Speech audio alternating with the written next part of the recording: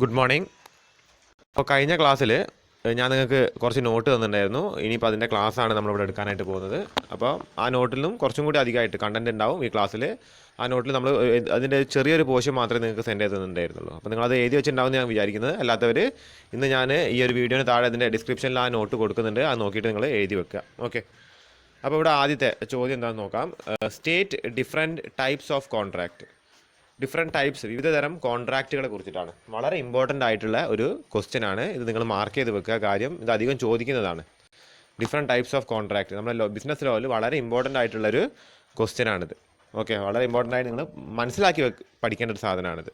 Okay, അപ്പോൾ അതിൽ ഒരേപോലെയൊക്കെ തോന്നാം. നമ്മൾ പഠിച്ച് വരുമ്പോൾ ചില വാക്കുകളൊക്കെ ഒരേപോലെ തോന്നാൻ ചാൻസ് ഉണ്ട്. അപ്പോൾ വളരെ ശ്രദ്ധിച്ച് പഠിക്കേണ്ടതാണ്. ഓക്കെ, അപ്പോൾ പല ബേസിസിലാണ് കോൺട്രാക്റ്റിനെ തരം തിരിച്ചിരിക്കുന്നത്. Okay, different types of contract ആണ് നമ്മളെ ചോദ്യം എന്ന് വെച്ചാൽ. അപ്പോൾ പല ബേസിസിലാണ് കോൺട്രാക്റ്റിനെ തരം തിരിച്ചിരിക്കുന്നത്. അതിൽ ആദ്യത്തെ ബേസിസാണ് on the basis of validity, നിയമസാധ്യത അല്ലെങ്കിൽ നിയമസാധുത.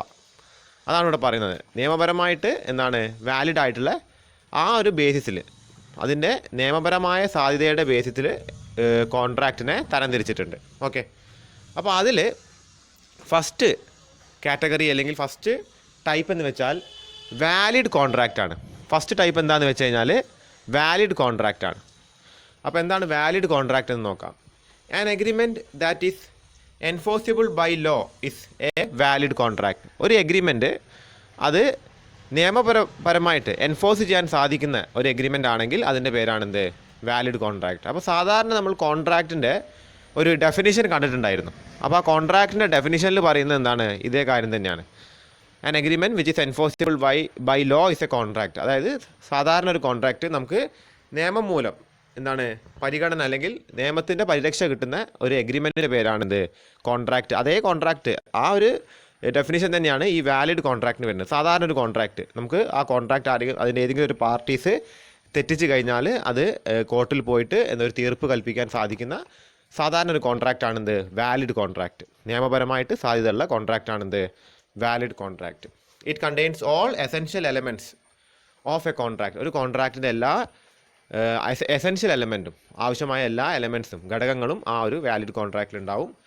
It satisfy all legal requirement Leh down in section 10 of the, അതായത് സെക്ഷൻ 10 നമ്മുടെ ബിസിനസ് ലോയിൽ സെക്ഷൻ 10 പറയുന്നത്, അല്ലെങ്കിൽ കോൺട്രാക്റ്റ് ആക്റ്റിൽ സെക്ഷൻ 10 പറയുന്ന എല്ലാ വ്യവസ്ഥകളും പാലിച്ചുകൊണ്ട് ഉണ്ടാക്കിയിരിക്കുന്ന കോൺട്രാക്റ്റാണ് എന്ത്? Valid contract. ഓക്കെ, അപ്പോൾ ഇതാണ് ഓൺ ദി ബേസിസ് ഓഫ് വാലിഡിറ്റിയുടെ ഫസ്റ്റ് ടൈപ്പ് ഓഫ് കോൺട്രാക്റ്റ് എന്ന് പറയുന്നത്. ഇനി രണ്ടാമത്തെ ടൈപ്പ് കോൺട്രാക്റ്റ് എന്താണെന്ന് നോക്കാം. വോയിഡ് എഗ്രിമെൻ്റ് ആണ്. രണ്ടാമത്തെ എന്താണ്? Void agreement. അപ്പോൾ എന്താണെന്ന് നമുക്ക് നോക്കാം. Section 2 subsection G, section 2 subsection G defines it as an agreement not enforceable by law is said to be void. അതായത് ഒരു എഗ്രിമെൻറ്റ് നമ്മൾ ക്രിയേറ്റ് ചെയ്തിട്ട് അത് ഒരു കാരണവശാലും നമുക്ക് കോടതിയിലേക്ക് അതും വെച്ചുകൊണ്ട് പോകാൻ സാധിച്ചില്ല എങ്കിൽ അതാണെന്ത്? Voidable agreement. Such agreements are void ab initio. അതായത് തുടക്കത്തിലേ അത് എന്താണ്? വോയിഡാണ്. അത്തരം എഗ്രിമെൻറ്റ്സ് അത് തുടക്കത്തിൽ തന്നെ എന്താണ്? വോയിഡാണ്. Which means that void from the very beginning. Example agreement with a minor. Okay, അതായത് നമ്മൾ ഒരു മൈനർ മീൻസ് 18 വയസ്സ് പൂർത്തിയാകാത്തൊരു വ്യക്തി. ഓക്കെ, അതായത് പ്രായപൂർത്തിയാകാത്ത ഒരു വ്യക്തിയായിട്ടൊരു കോൺട്രാക്റ്റ് വെച്ച് കഴിഞ്ഞാൽ most of the case, rare കേസസിൽ മാത്രമേ അത് എന്താവുള്ളൂ? വാലിഡ് ആവുള്ളൂ. Most of the cases the contract is void. The agreement is itself is void. അത് കോൺട്രാക്റ്റ് പോലും ആവുന്നില്ല. ആൻ എഗ്രിമെൻറ്റ് എപ്പോഴാണ് കോൺട്രാക്റ്റ് ആവുന്നത്? It should be enforceable by law. അപ്പോൾ മാത്രമേ ഒരു എഗ്രിമെൻറ്റ് കോൺട്രാക്റ്റ് ആവുന്നുള്ളൂ. അപ്പോൾ ഈ ഒരു എഗ്രിമെൻറ്റ് തന്നെ എന്താണ്? It self is A void agreement. അതായത് ഇപ്പോൾ ഒരാൾ പറയാണ് നിങ്ങൾ എനിക്ക് വേണ്ടി മയക്കുമരുന്ന് കടത്തി തരണം എന്ന് പറഞ്ഞാൽ the agreement it self is void. അത് വോയിഡ് മാത്രമല്ല, it is an illegal agreement. Okay, അപ്പോൾ ഇതാണ് വോയിഡ് എഗ്രിമെൻറ്റ് എന്ന് വെച്ചാൽ. ഓക്കെ ഓക്കെ ഇനി അടുത്തതായിട്ട് പറയുന്നത് വോയിഡ് കോൺട്രാക്റ്റിനെ കുറിച്ചിട്ടാണ്. Void contract. അപ്പോൾ നമ്മൾ നേരത്തെ കണ്ടത് വോയിഡ് എഗ്രിമെൻറ്റ് എന്താണ് എന്നുള്ളതായിരുന്നു. ഇവിടെ നോക്കാൻ പോകുന്നത് വോയിഡ് കോൺട്രാക്റ്റ് ആണ്. അപ്പോൾ ഈ രണ്ട് വേർഡ്സ് തമ്മിൽ കൺഫ്യൂഷൻ വരാൻ ചാൻസ് ഉണ്ട്. ഓക്കെ, അപ്പോൾ ഇവിടെ എന്താണ് വോയിഡ് കോൺട്രാക്റ്റിനെ ഡിഫൈൻ ചെയ്തിരിക്കുന്നത് സെക്ഷൻ 2 സബ്സെക്ഷൻ ജെയിലാണ്. അപ്പോൾ ഈ സെക്ഷൻസ് ഓർത്ത് വെച്ചാൽ വളരെ നല്ലതാണ്. ഇനി അത് മറന്നു പോയാലും കുഴപ്പമില്ല. എന്താണ് സംഗതി എന്നുള്ളത് കൃത്യമായിട്ട് നമുക്ക് എഴുതാൻ പറ്റിയാൽ മതി. ഓക്കെ, യൂസ് ചെയ്യുന്ന വേർഡ്സ് അതേപോലെ തന്നെ യൂസ് ചെയ്യാൻ ശ്രമിക്കുക. ഓക്കെ, ഇപ്പോൾ ഇവിടെ എന്താ സെക്ഷൻ 2 സബ്സെക്ഷൻ ജെയിൽ എന്താ പറഞ്ഞിരിക്കുന്നത് നോക്കാം. States as follows: a contract which ceases to be enforceable by law becomes void when it ceases to be enforceable. അതായത് സീസസ് എന്നാണ് പറയുന്നത്. സീസസ് ടു ബി, സീസസ് വെച്ചാൽ ഒഴിവാക്കപ്പെട്ട എന്നാണ്. ഒഴിവാക്കപ്പെട്ട, അതായത് എൻഫോഴ്സിബിലിറ്റി ഒഴിവാക്കപ്പെടുക ചെയ്യുന്നത്. ചില കോൺട്രാക്റ്റിന് അത് ആദ്യം അതിന് നിയമസാധ്യത ഉണ്ടാവും, പിന്നീട് അത് ഒഴിവാക്കപ്പെടുക ചെയ്യുക. അത് ഒഴിവാക്കപ്പെട്ട് കഴിഞ്ഞാൽ ആ കോൺട്രാക്റ്റ് എന്തായി? അതൊരു വോയിഡ് കോൺട്രാക്റ്റായി. ഓക്കെ, അതായത് ഇപ്പോൾ നോട്ട് നിരോധനത്തിന് മുൻപ് നമുക്ക് ഒരു കുറച്ചും കൂടി അധികം, അതായത് ഇപ്പോൾ നിലവിൽ നമുക്ക് ആകെ 2 ലക്ഷം വരെ എന്ത് പറ്റുള്ളൂ, ക്യാഷായിട്ട് ഒരു എമൗണ്ട് കൈമാറ്റം ചെയ്യാൻ, ഡയറക്റ്റായിട്ട് കൈമാറ്റം ചെയ്യാൻ പറ്റുള്ളൂ. നോട്ട് നിരോധനത്തിന് മുമ്പ് അതിനും കൂടുതൽ നമുക്ക് എന്തായിരുന്നു, ഡീൽ ചെയ്യാൻ സാധിക്കുമായിരുന്നു. അപ്പോൾ ഈ നോട്ട് നിരോധനത്തിന് കുറച്ച് മുൻപ് 2 വ്യക്തികൾ തമ്മിൽ ഒരു കോൺട്രാക്റ്റിൽ ഏർപ്പെടുകയാണ് എന്ന് കരുതുക. അപ്പോൾ അവർ ഒരു വലിയൊരു എമൗണ്ട്, ഒരു 5 ലക്ഷം രൂപ ഡയറക്റ്റ് ക്യാഷായിട്ട് തരണമെന്നാണ് ആ കോൺട്രാക്റ്റിൽ പറഞ്ഞിരിക്കുന്നത്. അതിന് ശേഷമാണ് നോട്ട് നിരോധനം വന്നതെന്ന് വെക്കുക. ഓക്കെ, അപ്പോൾ ആ ഒരു ടൈമിൽ എന്താ സംഭവിക്കുകയെന്ന് വെച്ചാൽ ആ കോൺട്രാക്റ്റ് ഉണ്ടാവും, പിന്നീട് അത് വോയിഡ് കോൺട്രാക്റ്റ് ആവും. പിന്നീട് എന്താണ്, നിയമപരമായിട്ട് വലിയൊരു എമൗണ്ട് കൈവശം അല്ലെങ്കിൽ കൈമാറ്റം ചെയ്യാൻ പിന്നെ ഒരു അവസരമില്ല, കാരണം നിയമം അതിന് സമ്മതിക്കുന്നില്ല. അപ്പോൾ അതുകൊണ്ട് എന്താണ്, കോൺട്രാക്റ്റ് ബിക്കംസ് വോയിഡ് കോൺട്രാക്റ്റ്. അപ്പോൾ ആദ്യം അതിന് നിയമസാധ്യത ഉണ്ട്, പിന്നീട് എന്താവുകയാണ്, നിയമസാധ്യത പോവുകയാണ്. അതേപോലെ ഒരു വ്യക്തി, 2 ആരോഗ്യമുള്ള 2 വ്യക്തികൾ എന്താണ് ഒരു കോൺട്രാക്റ്റിൽ ഏർപ്പെടുകയാണ്. അതിലൊരു വ്യക്തിക്ക് എന്താണ് മാനസികമായിട്ട് എന്തെങ്കിലും പ്രശ്നം വരികയാണ്. അപ്പോൾ എന്ത് വരും, കോൺട്രാക്റ്റ് വോയിഡ് കോൺട്രാക്റ്റ് ആയി തീരും. ഓക്കെ, അപ്പോൾ ഇതൊക്കെയാണ് വോയിഡ് കോൺട്രാക്റ്റിനെ കൊണ്ട് പറഞ്ഞത്. വോയിഡ് എഗ്രിമെൻറ്റ് എന്താണ്, വോയിഡ് എഗ്രിമെൻറ്റ് തുടക്കത്തിലേ വോയിഡാണ്. കാര്യം ഒരു പ്രായപൂർത്തിയാകാത്തൊരു വ്യക്തിയുമായിട്ട് ഒരു കോൺട്രാക്റ്റിൽ ഏർപ്പെട്ട് കഴിഞ്ഞാൽ അത് എന്താണ്, ആ ഒരു എഗ്രിമെൻറ്റ് തന്നെ എന്താണ് വോയിഡായിട്ട് വരികയാണ്. ഓക്കെ, അപ്പോൾ ഇവിടെ എഴുതിയിരിക്കുന്നത് thus a void contract is one that cannot be enforced by a court of law. പിന്നെ കോടതിക്ക് അതിൽ നിയമം എടുക്കാൻ സാധിക്കില്ല. ഓക്കെ, ഒരാൾ മാനസികമായിട്ടൊരു പ്രശ്നം പറ്റിക്കഴിഞ്ഞാൽ പിന്നീട് കോടതിക്ക് അയാളെ ശിക്ഷിക്കാനൊന്നും സാധിക്കില്ല. Void contracts are valid at the time of their formation, but due to some subsequent issues they become void. Okay, they are valid at initial time, but due to some എന്താണ് issues they becomes void. Okay, അപ്പോൾ ഇതൊന്ന് നിങ്ങൾ നോക്കി വെക്കുക. Okay, ഇനി അടുത്ത type of contract on the basis of validity പറയുന്നത് voidable contract ആണ്. ഓക്കെ, അപ്പോൾ നമ്മൾ നേരത്തെ വോയിഡ് എഗ്രിമെൻറ്റ് കണ്ടു, പിന്നീട് വോയിഡ് കോൺട്രാക്റ്റ് കണ്ടു, ഇപ്പോഴത്തെ എന്താണ് പഠിക്കാൻ പോകുന്നത്, വോയിഡബിൾ കോൺട്രാക്റ്റ് ആണ്. അപ്പോൾ ഈ വേർഡൊക്കെ അങ്ങോട്ടും ഇങ്ങോട്ടും മാറിപ്പോരുത്. പഠിക്കണ നേരത്ത് ഇപ്പോൾ തന്നെ നമ്മൾ എഴുതി വെക്കണ നേരത്തെ തന്നെ അത് എന്താണെന്നുള്ളത് മനസ്സിലാക്കിയിട്ട് എഴുതി വെക്കുക. ഓക്കെ, അതേപോലെ ഇപ്പോൾ തന്നെ പഠിക്കാൻ ശ്രമിക്കുക, പിന്നീട് അത് വലിയ കൺഫ്യൂഷൻ ക്രിയേറ്റ് ചെയ്യും. ഓക്കെ, അപ്പോൾ according to section 2 subsection I 2 subsection ഐയിൽ പറയുന്നത് an agreement which is enforceable by law at the option of one or more parties thereto but not at the option of other or others is a voidable contract. ഇവിടെ പറയുന്നത് it is A valid at the option of the agreed party or injured party, he or she can accept or reject. അതായത് ഒരു contract ഒരാളായിട്ട് ഏർപ്പെട്ടു, അപ്പോൾ അതിൽ ഒരാൾക്ക് ബുദ്ധിമുട്ടുണ്ടാകുന്ന ഒരു കോൺട്രാക്റ്റാണ്. അപ്പോൾ അയാൾക്ക് വേണമെന്നുണ്ടെങ്കിൽ അതിനെ കണ്ടിന്യൂ ചെയ്യാം, അപ്പോൾ അത് വാലിഡാണ്. അയാളത് വേണ്ടാന്ന് വെക്കുകയാണെങ്കിൽ ഇറ്റ് ബിക്കംസ് വോയിഡ്. ഓക്കെ, ഒരു കോൺട്രാക്റ്റിൽ ഏർപ്പെട്ടിട്ട് ഒരു പാർട്ടിക്ക് ബുദ്ധിമുട്ടുണ്ട്, ആ പാർട്ടിയുടെ ഓപ്ഷനാണ്. അയാൾ മുന്നോട്ട് പോകണമെന്നുണ്ടെങ്കിൽ the contract is valid contract. അപ്പോൾ മറ്റേ പാർട്ടിക്ക് എന്താണ് ആ കോൺട്രാക്റ്റിൽ അധികാരമുണ്ട്. ഇനി ഇയാളുടെ ഓപ്ഷൻ അയാൾ വേണ്ടാന്ന് വെക്കുകയാണെങ്കിൽ അതെന്താണ് വോയിഡബിൾ കോൺട്രാക്റ്റാണ്. അപ്പോൾ ഒരു പാർട്ടിയുടെ തീരുമാനത്തിൻ്റെ അടിസ്ഥാനത്തിലായിരിക്കും ആ കോൺട്രാക്റ്റിൻ്റെ വാലിഡിറ്റി ഉള്ളത്. അപ്പോൾ അയാൾ അത് വേണ്ടാന്ന് വെക്കുകയാണെങ്കിൽ ഇറ്റ് ബിക്കംസ് വോയിഡ്, അപ്പോൾ അത് വോയിഡബിൾ ആണ്. ഇനി അയാൾക്ക് ഉണ്ടെന്നാണെങ്കിൽ അതെന്താണ് വാലിഡ് കോൺട്രാക്റ്റ് ആണ്. ഓക്കെ, അപ്പോൾ ഇതാണ് വോയിഡബിൾ കോൺട്രാക്റ്റ് എന്ന് വെച്ചാൽ അത് ഒരു പാർട്ടിയുടെ തീരുമാനത്തിൻ്റെ അടിസ്ഥാനത്തിലാണ് അതിൻ്റെ വാലിഡിറ്റി നിലനിൽക്കുന്നത്. ഓക്കെ, ഇനി അടുത്തത് ഇല്ലീഗൽ ഓർ അൺലോഫുൾ കോൺട്രാക്റ്റ് ആണ്. ഇല്ലീഗൽ കോൺട്രാക്റ്റുകൾ, അപ്പോൾ ഞാൻ നേരത്തെ ആദ്യം തന്നെ നമ്മുടെ വോയിഡ് എഗ്രിമെൻറ്റിൽ ഒരു ഉദാഹരണം പറഞ്ഞിട്ടുണ്ടായിരുന്നു. ഇപ്പോൾ മയക്കുമരുന്നിൻ്റെ കേസൊക്കെ അത് ഇല്ലീഗൽ കോൺട്രാക്റ്റുകളാണ്. ഓക്കെ, അപ്പോൾ എന്താണ് an agreement that is expressly or impliedly prohibited or forbidden by law. അതായത് ഒരാളെ വധിക്കാനായിട്ട് നമുക്കൊരു കോൺട്രാക്റ്റ് കൊടുക്കാൻ സാധിക്കില്ല. അതെന്താണ്? It is an illegal contract. Okay, criminal ആക്റ്റാണത്. ക്രിമിനൽ ക്രിമിനൽ കുറ്റമാണത്. അപ്പോൾ അതേപോലെ തന്നെ ഒരു ക്രിമിനൽ കുറ്റമായിട്ട് പ്രഖ്യാപിച്ചിരിക്കുന്ന ഒരു സംഗതിക്ക് വേണ്ടിയിട്ട് നമുക്കൊരു കോൺട്രാക്റ്റ് ആർക്കും കൊടുക്കാൻ സാധിക്കില്ല. It is void ab initio. അത് വോയിഡാണ്, തുടക്കത്തിലെ വോയിഡാണ്. അപ്പോൾ ഈ ഒരു സംഗതി പറഞ്ഞുകൊണ്ട് ഒരാൾക്ക് കോടതിയിൽ പോകാൻ പറ്റില്ല. അത് പോയവനെയും പൊക്കും, ചിലപ്പോൾ അതിൽ ഒപ്പിട്ട അല്ലെങ്കിൽ അതിൽ സമ്മതം മൂളിയ ആളെയും ചിലപ്പോൾ അയാളും ജയിലിൽ കിടക്കേണ്ടതായിട്ട് വരും.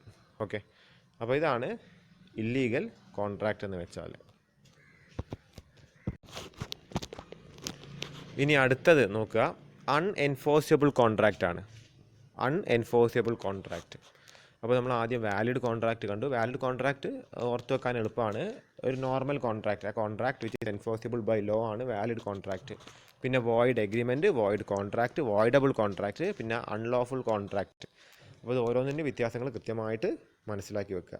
ഇനി അടുത്തത് അൺഎൻഫോഴ്സിബിൾ കോൺട്രാക്റ്റ് ആണ്. ഇവിടെ എന്താ പറയുന്നത്? When a contract is good in substance, അതായത് ശരിക്കും നല്ലൊരു കോൺട്രാക്റ്റ് ആണ്, പക്ഷേ but because of some technical defect, അതിൽ എഴുതി ചേർത്തിരിക്കുന്ന ചില വാക്കുകളുടെയൊക്കെ പോരായ്മകൾ കാരണം എന്താവാണ്? That is absence in writing. ചില വകുപ്പുകളൊന്നും എഴുതി ചേർത്തിട്ടില്ല എങ്കിലോ, അല്ലെങ്കിൽ ബാർഡ് ബൈ ലിമിറ്റേഷൻ, എന്തെങ്കിലും ലിമിറ്റേഷൻ കാരണമോ ഒക്കെ one or both parties cannot sue upon it. അതായത് മറ്റൊരു പാർട്ടിയെ നമുക്ക് ഈ കോൺട്രാക്റ്റിൽ അയാളെ കോടതി കയറ്റാൻ പറ്റാത്തൊരവസ്ഥ വരികയാണ്. ഇപ്പോൾ നമ്മളൊരു ഡീല് വെച്ചിട്ട് ഒരാൾ പെട്ടെന്ന് പിന്മാറിക്കഴിഞ്ഞാൽ അയാൾക്ക് അല്ലെങ്കിൽ ആ പിന്മാറ്റത്തിൽ അയാൾക്ക് ഉണ്ടാകുന്ന നഷ്ടം എന്താണെന്ന് നമ്മൾ എഴുതി ചേർത്തിട്ടില്ല എങ്കിൽ, അപ്പോൾ കോൺട്രാക്റ്റ് ശരിക്കുള്ള കോൺട്രാക്റ്റാണ്, പക്ഷെ അത് അൺഎൻഫോഴ്സിബിളായി തീരും. നമുക്ക് കോടതിയിൽ അയാളെ കൊണ്ടുപോയിട്ടോ അല്ലെങ്കിൽ അയാളെ കൃത്യമായിട്ട് അയാളിൽ നിന്നൊരു നഷ്ടപരിഹാരം നേടിയെടുക്കാനൊക്കെ ബുദ്ധിമുട്ടായിട്ട് വരും. അപ്പോൾ അതാണ് അൺഎൻഫോഴ്സിബിൾ കോൺട്രാക്റ്റ്. അപ്പോൾ ഇതൊക്കെയാണ് നമ്മൾ ഓൺ ദി ബേസിസ് ഓഫ് വാലിഡിറ്റിയിൽ, അതായത് കോടതി മുമ്പാകെ സമീപിക്കാൻ സാധ്യതയുള്ള കോൺട്രാക്റ്റുകളുടെ വാലിഡിറ്റീൻ്റെ അടിസ്ഥാനത്തിലാണ് നമ്മൾ ഇത്രയും ടൈപ്സ് ഓഫ് കോൺട്രാക്റ്റ് നോക്കിയത്. അപ്പോൾ ഇത്രയാണ് നമ്മൾ കഴിഞ്ഞ ക്ലാസ്സിൽ നിങ്ങൾക്ക് നോട്ട് തന്നെന്നാണ് വിചാരിക്കുന്നത്. ഇനി ബാക്കിയുള്ളത് അടുത്ത ബേസിസാണ് നമുക്ക് നോക്കാനായിട്ടുള്ളത്. ഓക്കെ, അപ്പോൾ ആദ്യം നമ്മൾ വാലിഡിറ്റീൻ്റെ ബേസിസിൽ കോൺട്രാക്റ്റിൻ്റെ ടൈപ്പ് കണ്ടു. ഇനി അടുത്തത് ഓൺ ദി ബേസിസ് ഓഫ് ഫോർമേഷനാണ്. ഫോർമേഷൻ അത് ഉണ്ടാവുന്ന ഇതിൻ്റെ ബേസിസിലാണ് നമുക്ക് ഇനി അതിനെ തരംതിരിക്കാനായിട്ടുള്ളത്. അപ്പോൾ അതിലാദ്യമായിട്ട് പറയുന്നത് എക്സ്പ്രസ് കോൺട്രാക്റ്റ് ആണ്. അപ്പോൾ എന്താണ് എക്സ്പ്രസ് കോൺട്രാക്റ്റ് എന്ന് നോക്കാം. A contract made through words either oral or written is called express contract. അതായത് വേർഡ്സ്, അതായത് ഓറൽ വേർഡ്സോ അല്ലെങ്കിൽ റിട്ടൺ വേർഡ്സോ, അതായത് കൃത്യമായ വാക്കുകൾ മൂലം ഉണ്ടാക്കിയിരിക്കുന്ന ഒരു കോൺട്രാക്റ്റ് ആണ് express contract. Section 9 of the act provides that if a proposal or acceptance of any promise is made in words the promise is said to be express. നമ്മളൊരു വാക്ക് കൊടുത്തതിൻ്റെ പേരില്ല, ചിലപ്പോൾ കോടതിയിൽ നമുക്കൊരു ഓറലി ചിലപ്പം എന്തെങ്കിലും ഒരു കേസിൻ്റെ വിധി പറഞ്ഞ നേരത്തെ നമ്മൾ ഓറലി ആയിരിക്കും ചിലപ്പോൾ ഒരു കോൺട്രാക്റ്റിൽ ഏർപ്പെടുക. കാര്യം ഇത് കൊടുത്തോളാം എന്നുള്ളത്, അല്ലെങ്കിൽ ഇന്ന ഒരു സാധനം നമ്മൾ നഷ്ടപരിഹാരമായിട്ട് ഇത്രയും കൊടുത്തോളാം എന്നുള്ളതൊക്കെ നമ്മൾ പറയാൻ ചാൻസ് ഉണ്ട്. അപ്പോൾ അതാണ് എക്സ്പ്രസ് കോൺട്രാക്റ്റ് എന്ന് വെച്ചാൽ. അപ്പോൾ അതിൽ വേർഡ്സിൽ അല്ലെങ്കിൽ റിട്ടൺ വേർഡ്സ് ആവാം അല്ലെങ്കിൽ ഓറൽ വേർഡ്സ് ആവാം. ഓക്കെ, അപ്പോൾ ഒരു എക്സാമ്പിൾ ഇവിടെ കൊടുത്തിട്ടുണ്ട്. A writes to B I am prepared to sell my car for a sum of rupees 1 lakh. B accepts A's offer by a phone call. The contract is termed as a express contract. അപ്പോൾ A എഴുതി കൊടുത്തു ആർക്ക്? ബിക്ക്, ഇങ്ങനത്തെ ഒരു car വിറ്റോളാം എന്നുള്ളത്. B ഒരു phone കോളിലൂടെയാണ് എക്ക് പറയുന്നത്. ചിലപ്പോൾ അയാളെ റെക്കോർഡ് ചെയ്ത് വെച്ചിട്ടുണ്ടാവും. അപ്പോൾ ആ കോൺട്രാക്റ്റ് എക്സ്പ്രസ് കോൺട്രാക്റ്റ് ആണ്. രണ്ടും വേർഡ്സിലൂടെയാണ് അവർ ആ കോൺട്രാക്റ്റിൽ ഏർപ്പെട്ടത്. ഓക്കെ, ഇനി അടുത്തത് ക്വാസി കോൺട്രാക്റ്റ് ആണ്. കോസി മീൻസ് കരുതപ്പെടുന്ന എന്നാണ് മെയിനായിട്ട്. ആ ഒരു വാക്കിൻ്റെ മീനിങ് അങ്ങനെയാണ്. Under certain circumstances the law itself create legal rights and obligations between parties. It is not a fully fledged contract. It is created and imposed by parties. It is also known as constructive contract. അതായത് ചിലപ്പോൾ നിയമം തന്നെ ചില കോൺട്രാക്റ്റുകളിൽ ഏർപ്പെടാൻ സാധിക്കും. പ്രത്യേകിച്ച് ഈ വിവാഹമോചന കേസിലൊക്കെ അത് വിവാഹമോചനം നേടിക്കഴിഞ്ഞാൽ അധികവും അങ്ങോട്ടും ഇങ്ങോട്ടും എന്ത് കൊടുക്കേണ്ടി വരും? ചിലപ്പം നഷ്ടപരിഹാരം കൊടുക്കേണ്ടി വരും, ചിലപ്പോൾ ചിലവിന് കൊടുക്കേണ്ടി വരും. ഓക്കെ, അപ്പോൾ ഇതൊക്കെ ഒരു കോൺട്രാക്റ്റിൽ ഏർപ്പെടേണ്ടതായിട്ട് വരും. ഓക്കെ, അതൊക്കെ ക്വാസി കോൺട്രാക്റ്റ് ആണ്. For example, A supplies B a child with necessary suitable for to his condition in life. A is entitled to be reimbursed from B's property. അതായത് എ ബിക്ക് വേണ്ടിയിട്ട്, അയാളുടെ ചൈൽഡിന് വേണ്ടിയിട്ട് എന്തെങ്കിലും ചിലവുകൾ കൊടുക്കുകയാണെങ്കിൽ അപ്പോൾ എന്താണ് എക്ക് പിന്നെ വേണമെന്നുണ്ടെങ്കിൽ അയാളുടെ കയ്യിൽ നിന്ന് റീഇംബേഴ്സ്മെൻറ്റ് ആ ചിലവുകൾ തിരിച്ചു വാങ്ങാനായിട്ട് സാധിക്കും. അപ്പോൾ ഇതാണ് ക്വാസി കോൺട്രാക്റ്റ് എന്ന് വെച്ചാൽ. അപ്പോൾ നിയമത്തിൽ തന്നെ അത് പറയുന്നുണ്ട്. അപ്പോൾ എന്തെങ്കിലും നമ്മൾ കൊടുത്തു കഴിഞ്ഞാൽ ഇങ്ങനത്തെ എന്തെങ്കിലും കേസിനെ കൊടുത്തു കഴിഞ്ഞാൽ തിരിച്ചു വാങ്ങാനുള്ളൊരു അധികാരം ഉണ്ട് എന്നുള്ളത്.